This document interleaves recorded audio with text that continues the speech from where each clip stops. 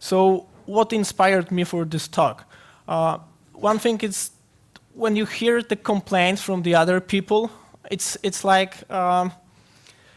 they often blame software, they often blame process. So in this scenario, it was about process, that Scrum doesn't work, especially when you work in distributed teams. And this was one of the factors. And the second one was when I was interviewing people to join my teams, it was even for the simple question about the process itself, the answer were really strange. It like the total lack of understanding the process. So in this scenario, I really understand that you might have an issue with the process if you don't understand it. So why I think the process that I will walk you through and the environment that I work is effective or used to be effective in the other projects that were finished. So the teams are happy that work with me. This is first. The second one, partners and customers who receive the end product are really happy. And the last thing is that some projects even receive the vice president's awards in the company that I work, which is pretty big. So I will just briefly go through the agenda. First, it will be about the context, so where I work. Then I will walk through Scrum itself, how people tend to understand it or explain it during the chats that I have to me or during the interviews that I have with people. And I will touch some of the topics in more details. This will be about the business knowledge, which is in my scenario really crucial. And it will be about the roles. So I will discuss that it's not about that role. It's like Scrum Master is responsible for being a facilitator of the process. It's like it's a definition, but really behind it, there is a lot of it, like character of the people. So I will dig into this topic. I will tell you how events are organized in my teams. So I mean like sprint review, right? Stand-ups, etc. And there will be something about team setup. So as almost each project is really different, and the partners that you work, the environment itself might be different. So even if the environment itself, it's not so big, it's like in this environment you can have Scrum really implemented in various setups, that people have roles sitting in one locations, and then you can have the other guys in the other locations. You can have full team in one location. I will discuss about the issues with or positive things in each of the configurations. So let's start from the context. So I work in the largest biotech company in the world. So as for now, I believe there is 88,000 people working there. And there are offices, at least sales offices of the company in about 150 countries in the world. So this is pretty big company. And there is a software hub, let's say, a division responsible for delivering software to the company, as you have a lot of things going on. So we have researchers itself and drug development, and we also have diagnostics, so various devices. And as you have almost 90K people working in the company, so you can support internal departments like HR, you can support management, you can support even regular employees. So this will be more about the setup that I work. So I'm responsible for projects run for researchers in California in my company's division in Genentech. So Genentech was acquired by Roche and is a member of Roche Group since a couple of years. So I'm a tech leader responsible for software development in Poland for this group of people.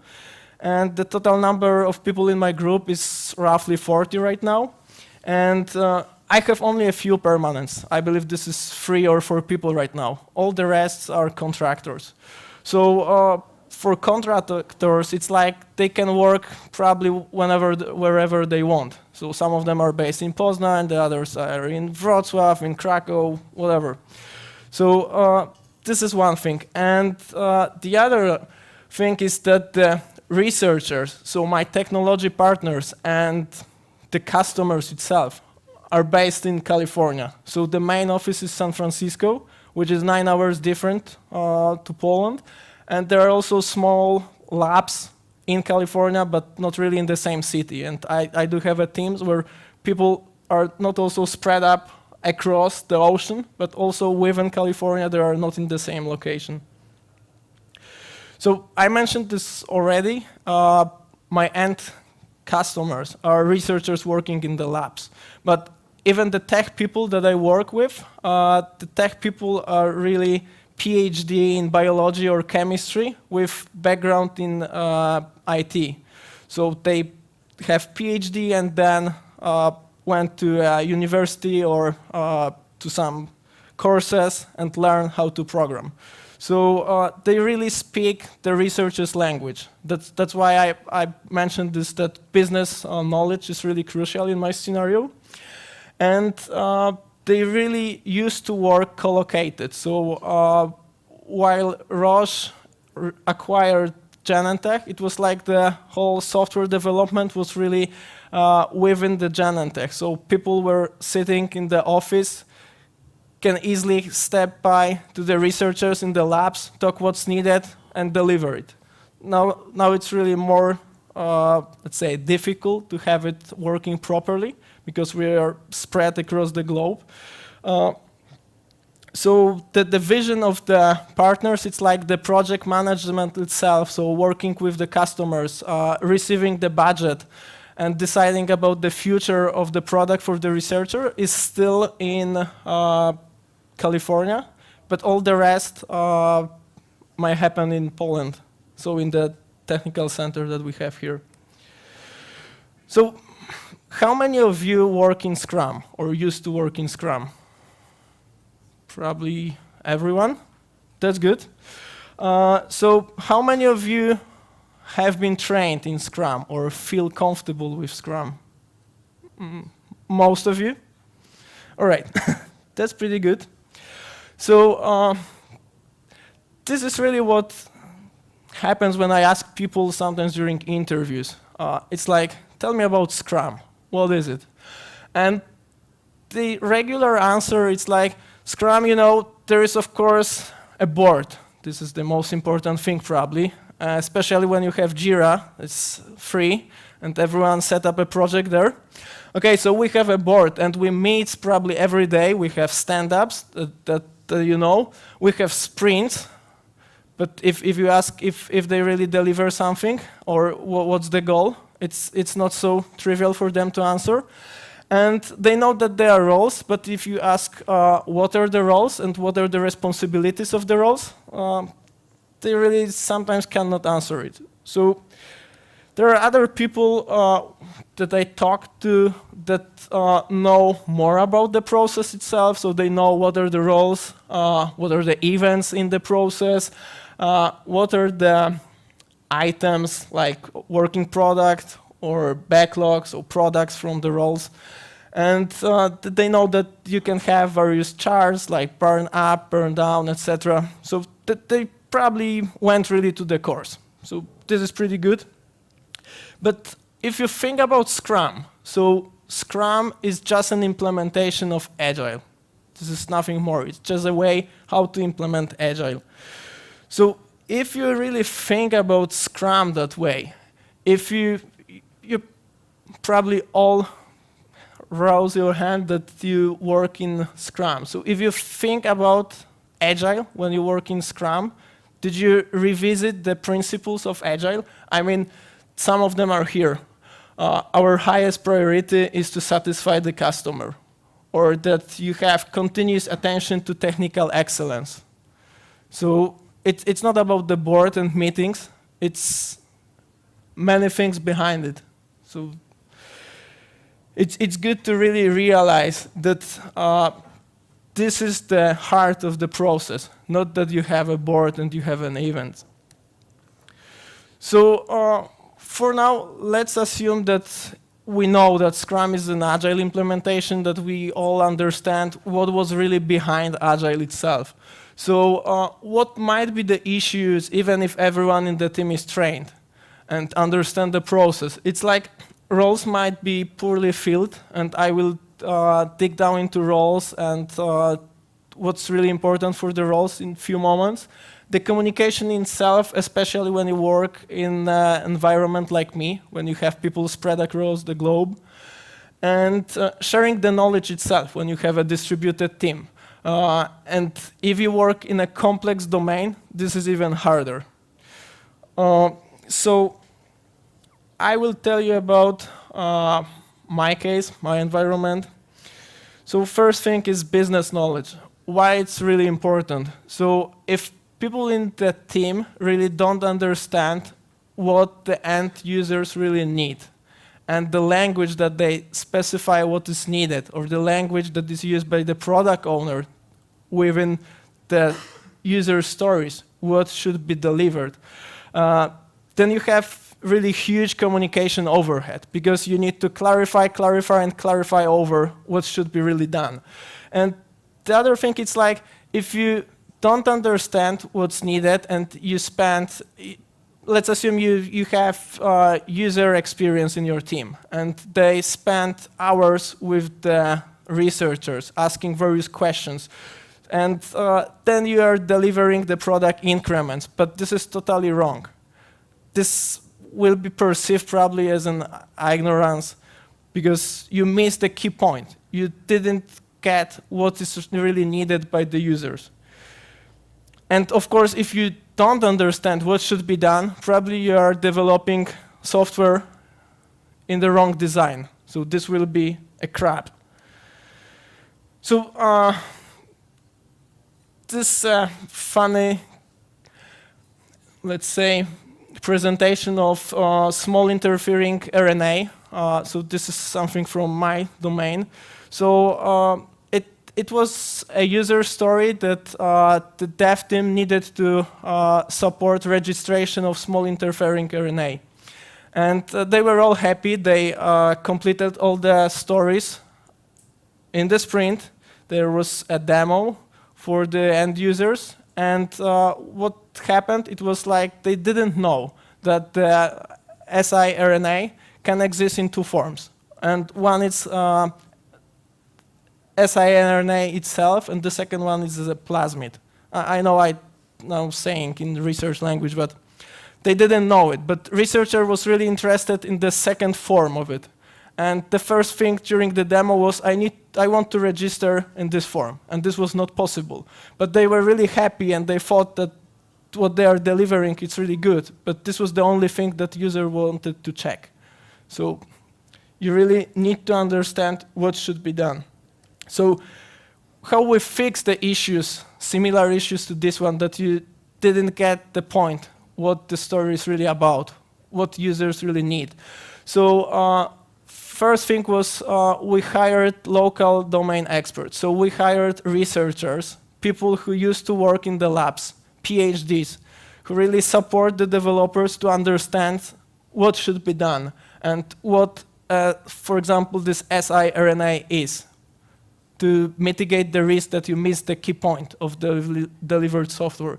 The second one is we created a local community within the company where people share the knowledge that they gathered from the researchers, that they gathered from, I don't know, the courses on Coursera or other presentations. So this is one thing, and the second one, which is really important, that you can see, I mean, the people involved in the project can see users working, using the software, working in the labs. And this was really amazing because you can think about fancy design. You can think about, I don't know, creating funny wizard using JS Ninja libraries. And it turned out that researcher, for example, in one case can keep an animal in his hand and cannot really pay much attention to the screen. And he needs to hear that there is a confirmation that he used a device which is connected by Bluetooth to the computer, and he knows that this data was really captured. So you need to understand the environment, the place where your application needs to be used. So let's check the roles. It's like sometimes when you talk with the people And the question is about Agile. Scrum is about probably self-organized team. This is a nice phrase. So it's like in some of the companies, in some of the teams, it's like a manager might tell you that, I don't know, I like you, or your name starts with S, so you will be great as a Scrum Master. Or you are the most senior person, or you worked here for 8 years, you will be the product owner. And I believe this is pretty wrong. And even if you have a team which want to be fully self-organized, but no one is really controlling if person taking the role of Scrum Master or product owner can really be capable to handle the role, then you can fail. So what I do is to pay a lot of attention in the recruitment process. So I spent a lot of time interviewing people. I wanted to be involved even for half an hour in the last process of the interview, but it gave me confirmation that the team which is built is at the proper level and will be able to deliver and work properly, especially when you work in distributed environment. And for the people who work in the second division in California, what I did was to work with the management of the department and show them the expectation that they have to the people that they hire or work with me. So maybe let's start with the development team. So you know, you need to develop product increment. This is simple. But I think that to have the team working well in the distributed environment, first thing is that people needs to be really experienced. The technical knowledge needs to be high. Otherwise, you will spend a lot of time to have a communication. People need to clarify. You have a code review, and code review find a lot of bugs because one person is totally junior, so you need to train the person, etc. So you have a lot of overhead in the communication in this scenario. And if you think that your key goal is customer, it's like you need to have a quality in mind. So continuous integration, continuous deployment, clean code, other good practices of software craftsmanship is a must. It's not like you will have a junior people, you will randomize who is Scrum Master, and you will have a product delivered. So it's also important about the predisposition or maybe the character of people. So the mindset, it's like if you work in an agile team, person needs to be a team player. It's not about superstar. If you want to get an award because you delivered 5 tasks, but the other guys 2, and they spent, I don't know, most of the sprint because they didn't know how to deliver one task or the other, then the team itself is performing pretty low. So you need to think about the team and the process and the end user which will receive the product, and not about yourself, that you are the superhero. You need to pay attention to the issues that people have, to the board and what people report or talk about the stand-up, and not about just your task. So there's one more thing regarding the specific mindset. Let's assume that you are finishing your apartment. And you have the team. You have a plumber, you have electrician, you have wallpaper specialist, and a painter. And you organize Christmas for your family. It's in 2 weeks. It's one sprint. So you have a wallpaper specialist, and this guy is telling you, I want to be a guru in wallpaper, I don't know, sticking. So I will not help in kitchen because there is no wallpaper there. It's a story that I hear very often from, for example, JavaScript people or Java people, that I will not learn JavaScript because I'm a backend person, or I will not do anything in front end, in backend because I'm a JavaScript person, etc. So it's like if you think about your apartment, you don't really care if the person wants to be the best one in gluing your wallpaper. You will give him a chance in the next sprint because you will be finishing, I don't know, your bedroom or whatever. But for now, the key, your product that you expect, what is the highest, highest importance for you, is your kitchen. So you need to focus, the team needs to focus on what's needed. So how I see it, so I really encourage people to learn from the other in the teams. So, okay, you are a JS guru, but you can participate in code review. You can see how the code in Java looks like. It's not really so much different in the syntax, as Venkat told us yesterday. So it's easy to learn it, to join, to do simple thing there. And it's also about supporting the testers. It's like, I don't care there are 10 tickets or stories waiting to be proved, but I need to develop. I'm a developer, so I don't care that there is only one really specialized tester in the team, but I need to finish another task. I don't care that we don't really deliver because this is a crap, nowhere check it, but I will start another task. So it's about the mindset of people. And regarding the focus on customer, it's like if you're really stuck on something, ask the others, because it's not really important that you will be the superstar. You find a bug in, I don't know, JDBC driver and try to fix it. It's important to deliver what customer need. So in distributed team, it's very hard to get the proper team spirit. So if you have people who never met, because one person lives in Krakow, the second one in Gdańsk, the other one in Spain or whatever, it's really hard to get the team spirit. And I think that the best way is to organize workshops or the other meetings for the team. And what was really great was to run hackathons or code retreat session, because they really allowed other people to learn how you work, how you think. And it allowed people to discover the other way of solving problems, which was really great.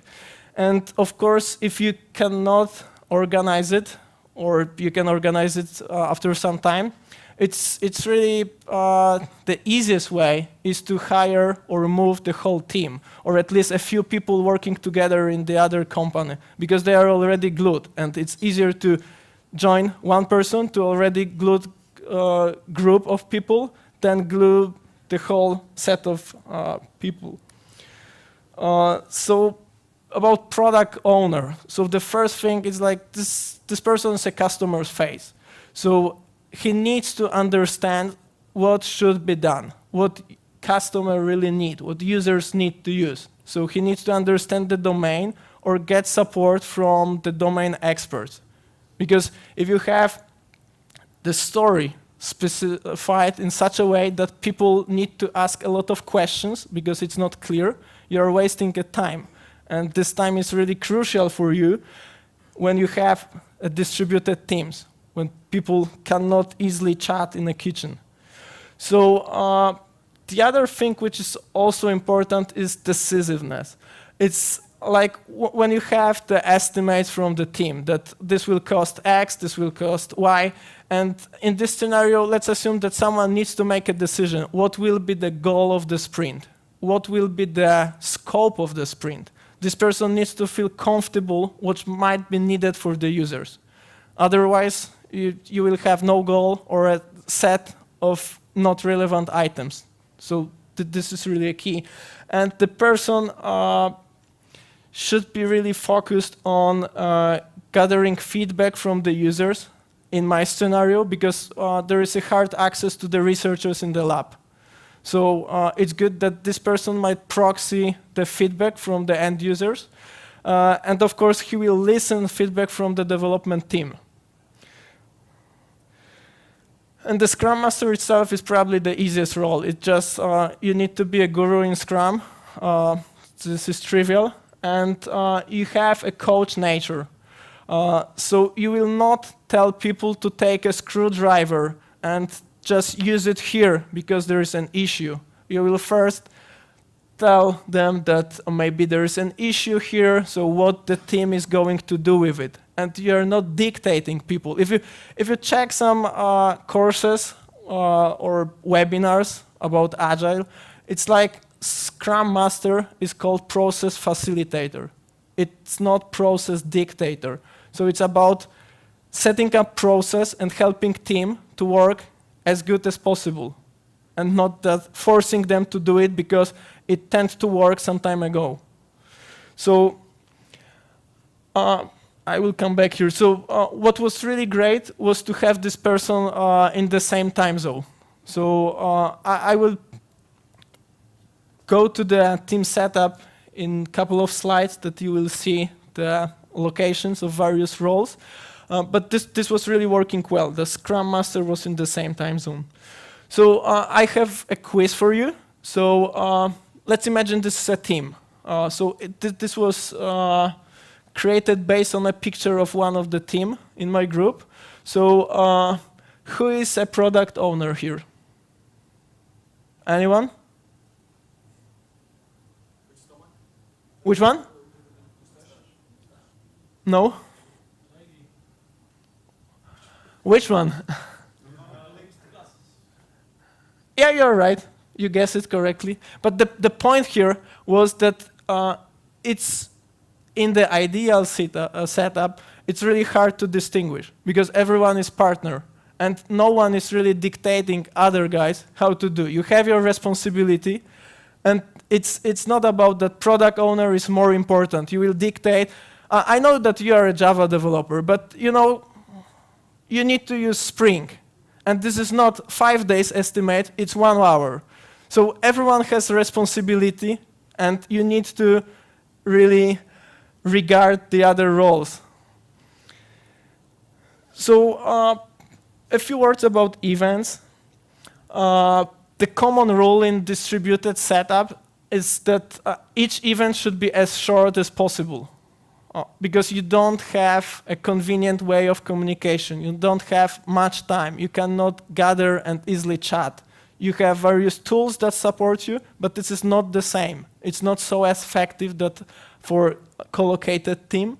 And this should be structured. So probably all of you participated in a meeting when there was no agenda and you didn't know why you are there. So what you will expect. And this is crucial that you know that, I don't know, every second Monday there is a review meeting. So I know that at 5 p.m. I will have an hour meeting that will start with this. After 15 minutes, we'll focus on that. So this is predictive. You can organize your work as you like because you know what to expect. And you can drop off from the meeting if it's not interesting for you or you are not required to participate in the meeting. So the simplest meeting, the shortest one, is of course a stand-up. So you know, it's about 3 questions. It's easy. What did you do? What worked well? What will you do? Right? So any blockers? So it's like you have, of course, a meeting organized. So it's good to use the time and use it wisely. So the meeting in my scenario were organized this way that there was half an hour, 20 minutes for the meeting, and 10 minutes was booked for a stand-up part, and then there was 10, 15 minutes for any discussion needed. It was called optional sidebars. So if you have any issue in understanding the story, for example, or you're stuck with something else, this was the right time because everyone was on the meeting, so you can talk about the issue. And there was also one thing that we introduced while hacking Scrum. It was in some of the teams we decided that we don't want to meet every day and meet in the evenings because of the 9 hours difference. So what we did was a team met every second day, and on the day when there was no meeting, people used to send a virtual stand-up. So on the project side, people will put the stand-up, everyone would be notified via email. And this was the same when you cannot participate in the meeting. So you can fill the stand-up. Of course, you can ask someone to be your proxy and tell the other what was done, what are the issues, and what are you planning to work. But you could also fill the virtual stand-up. Sure. Do you have any problems with the level of focus during the distributed team during the stand-up? So you can see that people should have received some knowledge from the stand-up, but they didn't, it's obvious that they didn't pay attention. So it was an issue, and this was the reason when I will touch it during the this part, planning. So yeah, the goal was to keep the meeting as short as possible. And I will answer this question describing this one. So planning was the hardest one. So usually during the planning, you think about what will be delivered. So normally you have backlog grooming, which for 5 people team might take 3-5 hours. So after grooming, you have the planning itself. So product owner sets a goal, and you have the scope freeze. So in this scenario, we wanted to do it this way, following the right process, that we are finishing the review and we are starting new sprint, but people were sleeping because you cannot talk via phone for longer than an hour probably. Even an hour is really hard to be focused. So it was about keeping the meeting as short as possible, answering your question. So for the stand-up, it's really about 5-7 minutes. You can be focused for such a time. And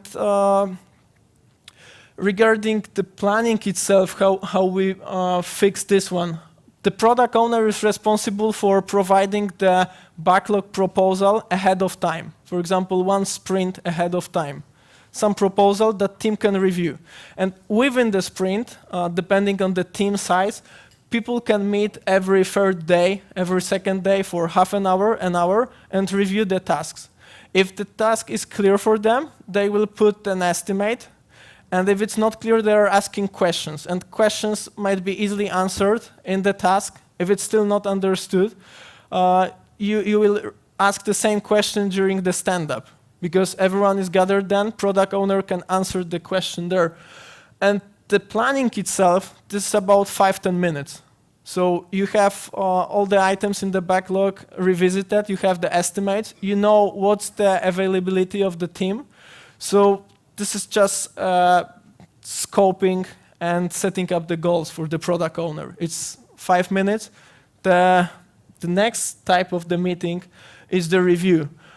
So we really join review with the planning, because planning is 10 minutes. So review is probably one of the most important and awfully misses events from the Scrum. It's like, do you focus your process and team is focused on delivering the product to the customer, or you are delivering just for fun?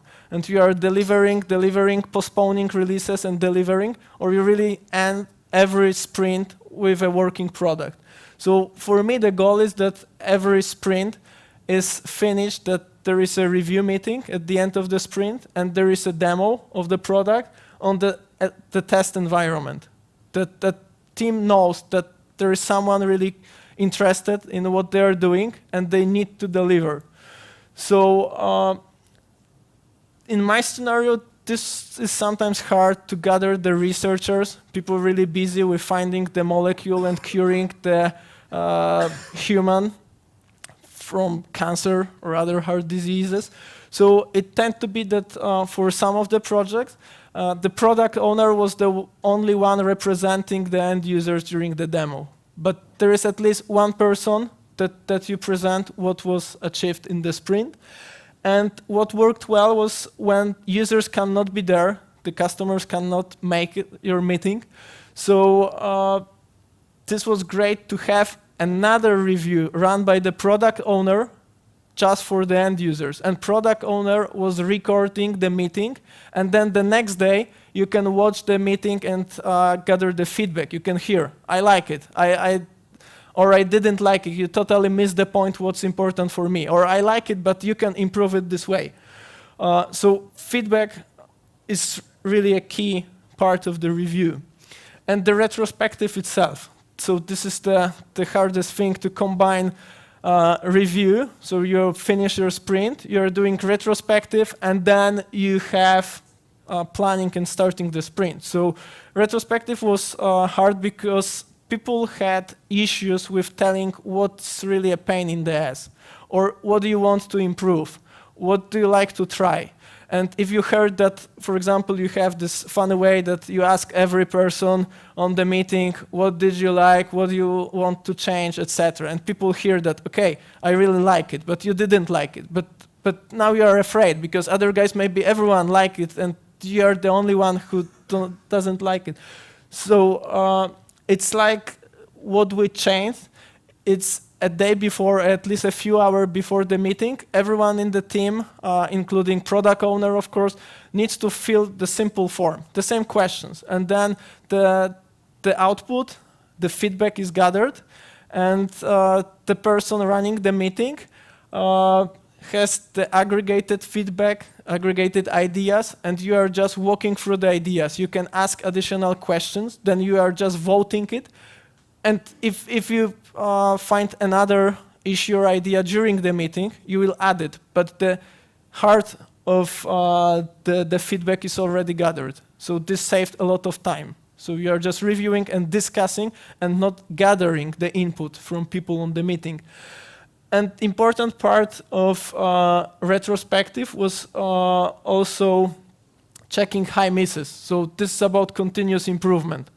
So how you know that you are performing well in the sprint, or if you are learning, if you not measure, if you meet the estimates that you have, and it's not about that the estimates is in time, it's in gold coins or whatever you use. But if you reviewed that you said, okay, this is pretty trivial task. I think this is simple. And then you spent a whole sprint. So probably something was wrong. So are you willing to learn from it? Are you revisiting your high misses? It may be the other way around. So you thought this is pretty complex, but you fix it in 5 minutes. So this is also good to talk about it. What was the reason why you highly miss your estimates? The complexity that you expect from the task. So the last one from the retrospective, which is important during the whole sprint. So in my perspective, it's like when you have the actions, you have the ideas, what you want to change, and no one really care about reminding the team that you decided to do this or the other actions, you want to implement this improvement, and no one really care and remind that this was your goal. Then people really stop proposing anything, and they don't care in the future about the improvements in the project. So the team setup. All right. So team setup itself. As I mentioned, people are spread across Poland. So you have various people sitting in different locations here, and you have people working in the United States. So the first setup that we started was this one. So it's like there was a product owner in California, and there were some developers there, and there were developers here and a Scrum Master. So this was probably the most problematic setup, because you have to meet as a team, and the developer, other developers are in the different time zone, so really need that everyone is on the meeting. So there is a lot of overhead here.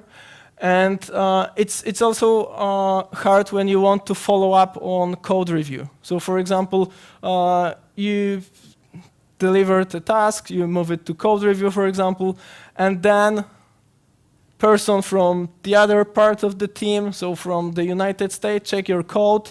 This is pretty late here. And he or she found a bug there. So she opening an issue or putting a comment in Crucible, whatever tool that you use, and then you can fix the issue, but the next day. So you have the overhead because you need to wait. You can use it pretty well that you have a person who can continue the work, but this might be also very dangerous because you need to wait the next day to get the new input. The improvement of the setup was like there were no developers on the other side of the ocean. So the only person there was the product owner. And the whole team with the Scrum Master was based in Poland, in different locations, but everyone in the same time zone. So this was great, because if you have a product owner who understands what should be done, and who understands the domain, then probably there is no need to communicate every day. That was the reason why we introduced the virtual stand-ups, because there was really no point to meet and talk every day in the evening, that people can spend time with their families or doing whatever they want. So the team itself might have a stand-up meeting locally at 10 in the morning, for example, and they will send up the virtual statuses to the product owner. Product owner will do the same if there are any issues with backlog preparation, or he or she checked what was already released to dev and mark as tested. Maybe there are some issues. But this was working pretty well. The improvement version of this was we used the local domain expert as a local product owner. So you can find in the various books that there is something like product owner proxy.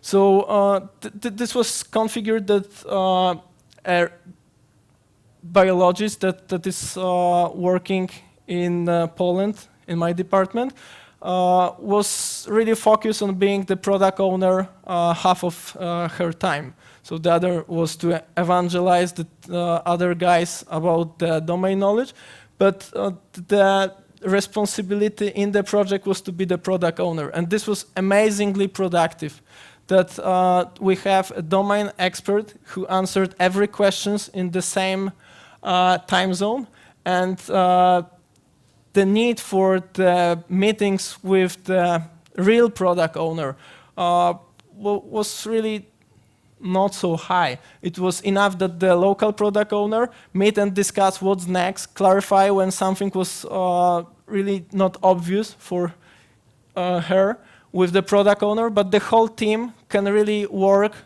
in the European time zone, although the team itself is distributed. And the other setup that we tried was like, for the bigger project, there was still a bunch of developers in San Francisco, and there was a group of developers here.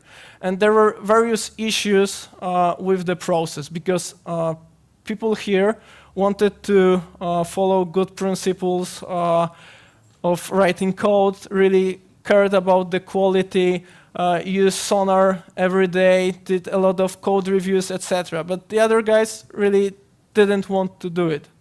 So there were a lot of discussions and argues and blaming who is responsible that we didn't deliver, and what's really happening in the team, because there is a lot of people, I don't know, 10 people in the project, but the progress is not so good there.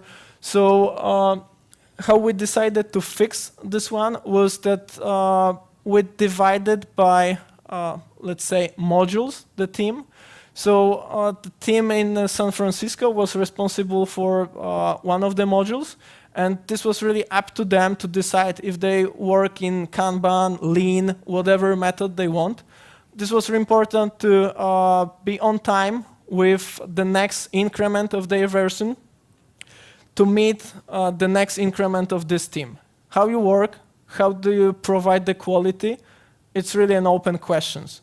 So we could potentially use Scrum of Scrums in this scenario. This is what's sometimes recommended, but the team there was not so big. They decided to just go lean or Kanban, whatever would use, but this was not Scrum. And people in Poland worked in the real Scrum with the local product owner. And what was really important here, that the person, the manager on the bioinformatics department side was really cared about the knowledge sharing here and was really cared about the quality. So he asked me a question, okay, how we will provide the quality in the project? So your developers blamed my developers that they are not paying attention to the quality or that they don't follow good practices. So what we decided to do is let them freedom how they will deliver software, but we organized a weekly meeting to see that we are both as a sub-teams on track.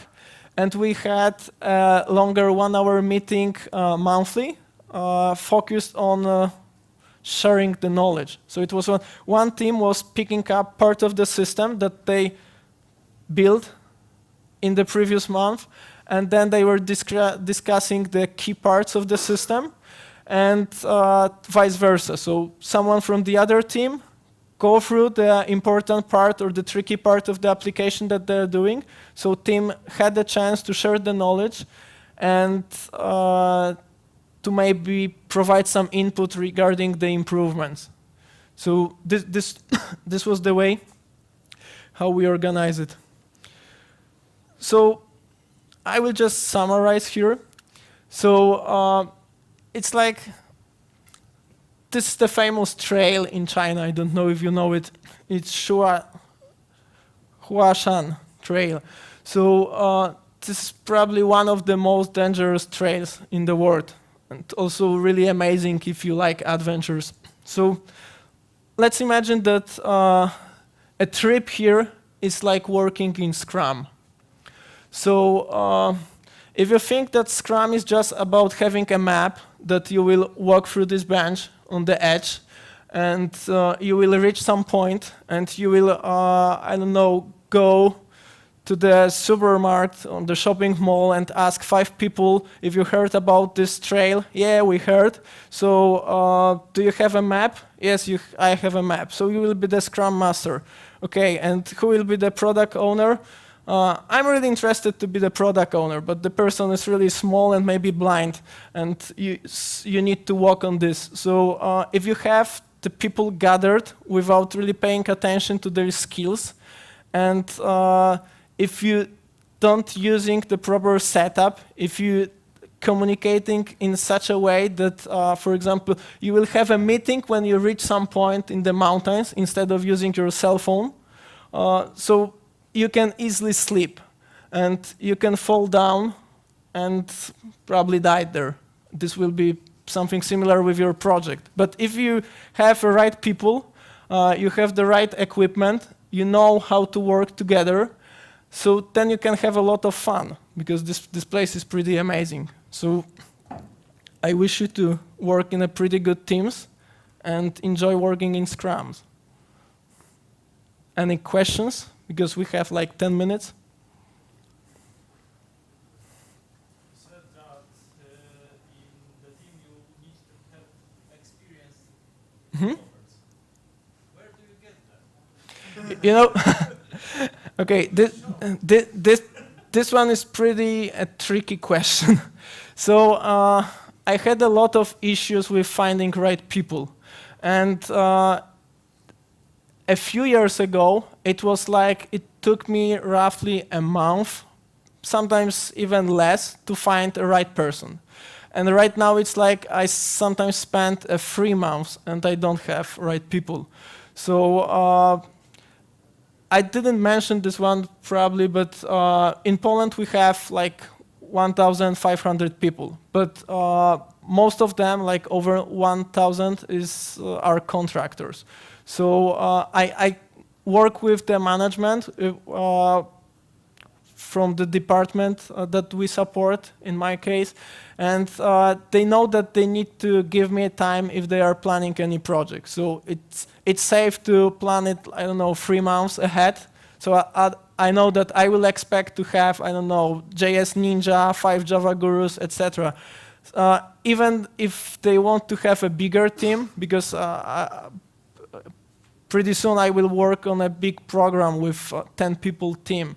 And they know that to have really highly experienced people, it takes time. And if they want to have 10 of them, it's hard, it's doable, but it's hard. So the deadline for this one is January. So they gave me half a year to find the right people. What is the meaning of the right people? I mean, whether there are, what's more important, the person are very well experienced with a big stack of technologies, Mm-hmm. the people who is really eager to learn and a team player. Mm-hmm. So I believe both are important. The easiest answer would be to have them both, but the right answer is what I'm checking during interviews. It's like if you think, and if you worked, I don't know, in technology A, what I will do, I will ask you if you understand how this technology works, and why did you pick the technology, and if you have such a problem, how will you solve it? So if you had experience and understanding of good practices, of clean code, software craftsmanship, so learning one library or the other is the less important part here. You had a question, I believe. Okay. How do you prevent Scrum from becoming micromanagement? Right? So I missed this one. I missed this one here. This guy. So if you have various teams, what was really important was to have a person who will work like a coach or shadow. And in this scenario, this role is taken by me. So what I'm doing, I'm not dictating people how to work. So when I have a trust after interviewing and recruiting the right people, so I leave them decision how to implement it. So we have, of course, the guidance like technology radar, what the technologies are really proved or what is recommended, but it's up to them to make the decision and to create the system. So how I work, I have a weekly meeting with each of the leader of my teams, and I check if there are any issues that he wants to work with me, if he or she needs any support. And of course, if I do team shadowing, I can spot the issues. So I can ask them, okay, I noticed that probably there's an issue in your team, so how are you going to fix it? And this way, when you do the shadowing, or you gather the feedback from the product owner, for example, or from the other guys from the team, if your contact person, the leader, is not there, so you have a stand-in of this person, you can check if it's going well or not.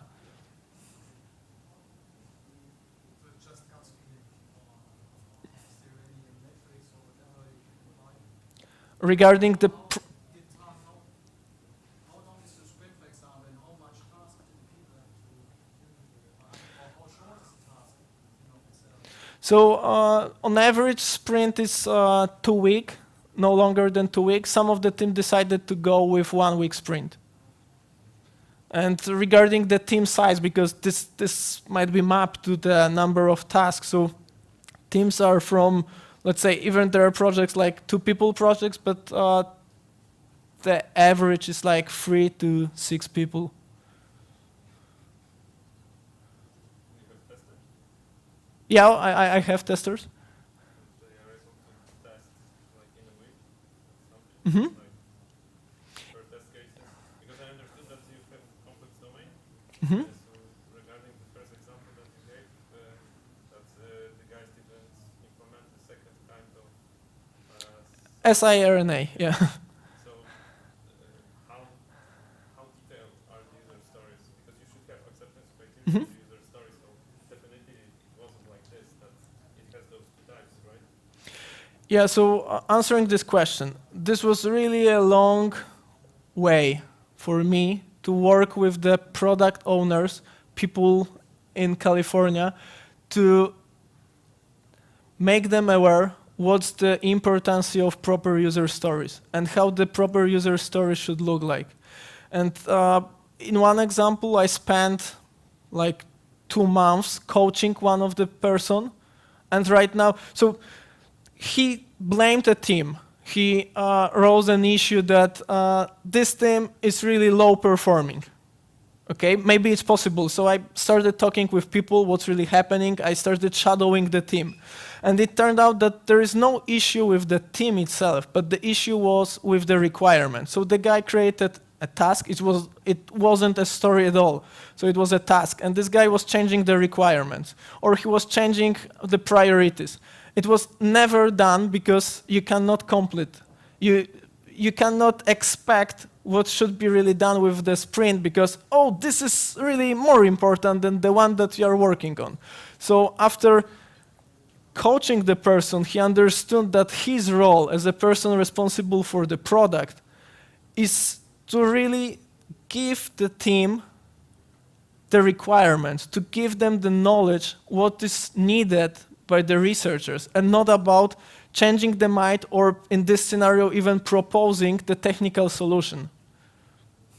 So you have very quick planning meetings, but that would mean that everything is like specified, like, because it needs to be completely obvious if your planning meeting is so short.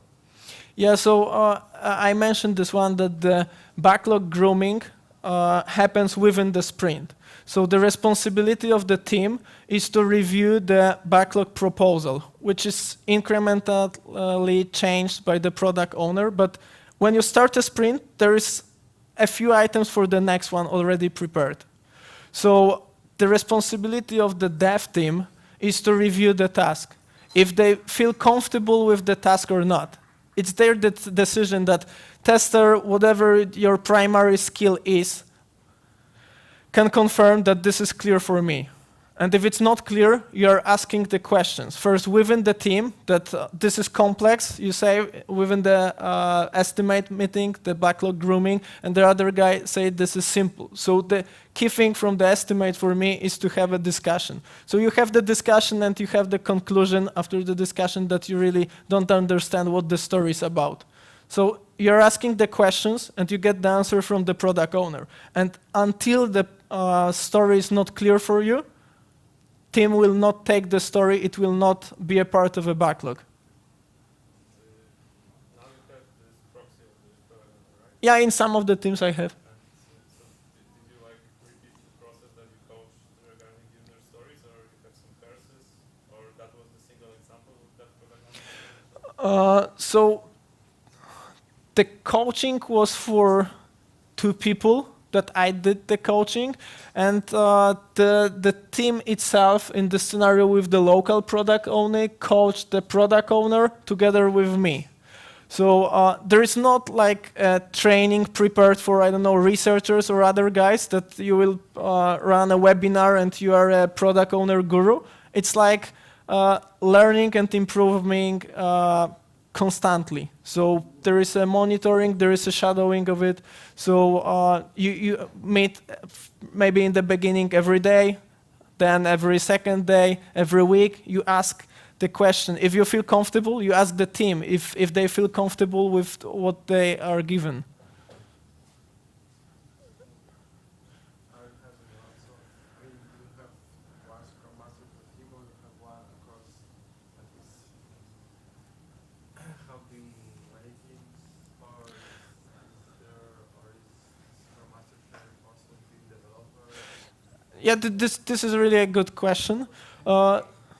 So the question was if I have a Scrum Master who is a Scrum Master for more than one team, and if not, what is the other role of the Scrum Master? So the answer is that in my scenario, Scrum Master is usually a developer. So this person is dedicated to a single team. The same for product owner. This person is a product owner, but in a single team.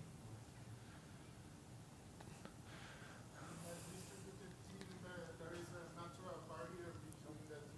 Mhm. So we can expect that team members may specialize in the part of the application. Was it an issue? This was an issue in one of the applications. It was in 2011. So I joined the team and I asked them, okay, what do you do? So I'm responsible for, I don't know, module A. I like module A. I'm a guru in solar, or I'm guru in whatever. So then, okay, so could you help me with this one? Sorry, I don't know it. I'm really focused on this part. So this was really pain in the ass for me. So the first thing what I did, I evangelized this group of people, asked them to work as a Scrum team, and we started doing code reviews. So this way we shared the knowledge about the tasks. And the other thing was that I make them realize that it's not about them be gurus in this module, because if they are sick or leave the company and there is no knowledge sharing, then the project is dead, or you will need to have a couple of weeks for someone to get on speed. So this was by setting up code reviews and following simple rule that the most important person here is a customer and his needs. So it's not about you working with Solar part or be a JavaScript ninja because you want to fix this small bug. It's about that you have a sprint backlog. These are the priorities. So I don't really care if you like Solar or you like whatever. This should be done. It's like with your kitchen. You have a Christmas party, and it's not about you like to put wallpapers on the walls. We need to have a basin here. We need to have drawers here. So this was about encouraging them to learn. And after 2 months, the team was really understanding the whole application. You had at least a grasp of knowledge of each of the pieces. And what I also did in this project was I recreated the architecture from the code. So then they really understand what is in the system, and that the system is not their one module, but it's like about 5 or 7 web applications talking together using various protocols, and it's not about a single module that they liked. You said that there were problems with working with different teams on the same code base Mm-hmm. due to different culture. Have you tried to migrate in some way culture of one team to another? We tried to encourage ourselves, and in one scenario we really failed. And this was the decision to go with the sub-teams. It was really impossible to influence on the people on the other part of the globe that this is the right thing to do. Because, for example, the answer that my developers heard was, I don't like code reviews. Why you don't like code reviews? Because I like pair programming. Okay, but I'm 9 hours different from you, so it's really hard for us to sit and work for 4 hours because I want to, I don't know, eat a good dinner. So this was really impossible to convince, in this scenario, one person to follow the culture or the technical expectations that the team had. So this way we decided to go in 2 different directions. Have you done any rotations between the teams? Because Mm-hmm. that works when you can exchange developers. One person from the US, say in this example, one person from the US Poland, so this like a kind of serve culture. Yeah, so one need for the rotation, it's like projects sometimes finish.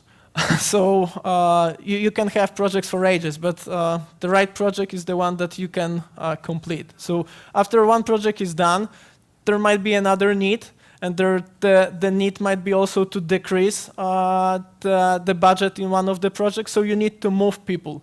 So there were a lot of examples that people were changing the areas and joining the other teams, or were added to the totally new team. So so your question was if some people were sent and stay in the other location? Yes. That's the question. So no one was sent for the longer time. It was for team gluing and knowledge sharing.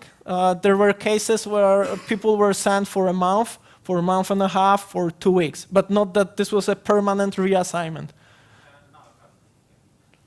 Yeah, so for a short period, yes, but in general, in the other part of my company, there are cases that people are moving and changing locations, so that they can go to Basel, to Switzerland, they can go to California, to San Francisco, so this is really happening. But it's not a regular way of implementing knowledge sharing.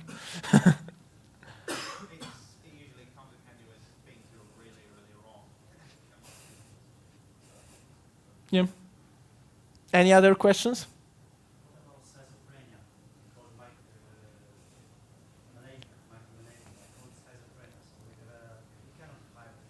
We cannot change it. We cannot hide it. We get best to the work. We just have to have one PM at the same time here. And at the same time, everybody is also a CM.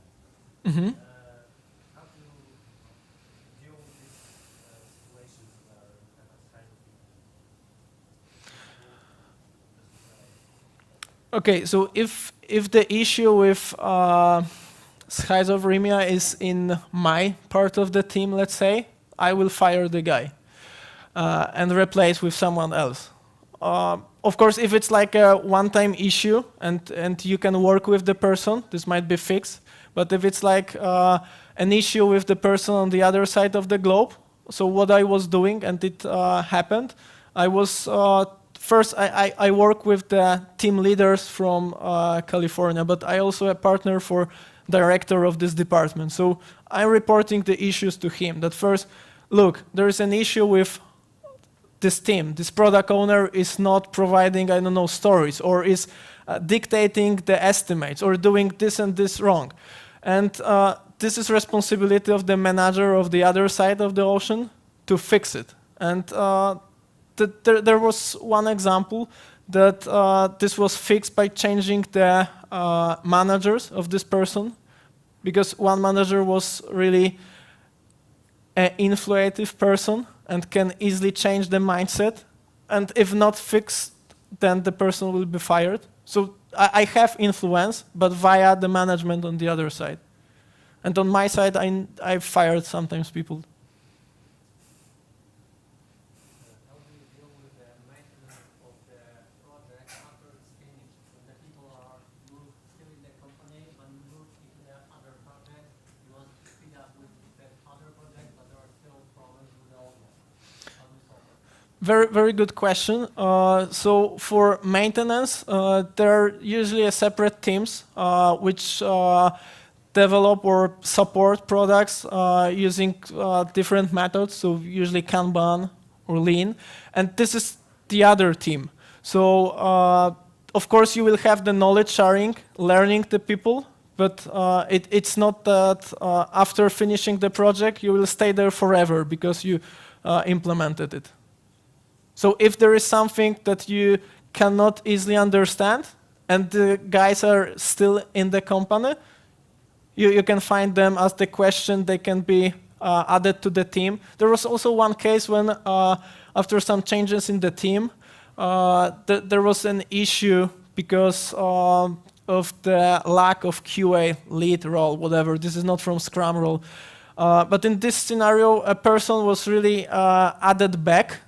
So the person joined the team for a few more weeks, even if he was reassigned somewhere else, because this project was really important. So he came back, cleaned up the mess in a couple of weeks, and returned to his current project.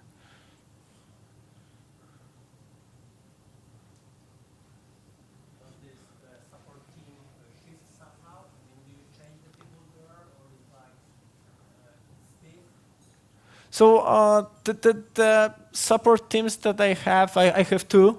One of them is pretty new, let's say, a couple of months. So there was one rotation there. And in the other team, there used to be one rotation per year. I believe these were all the questions. So thank you.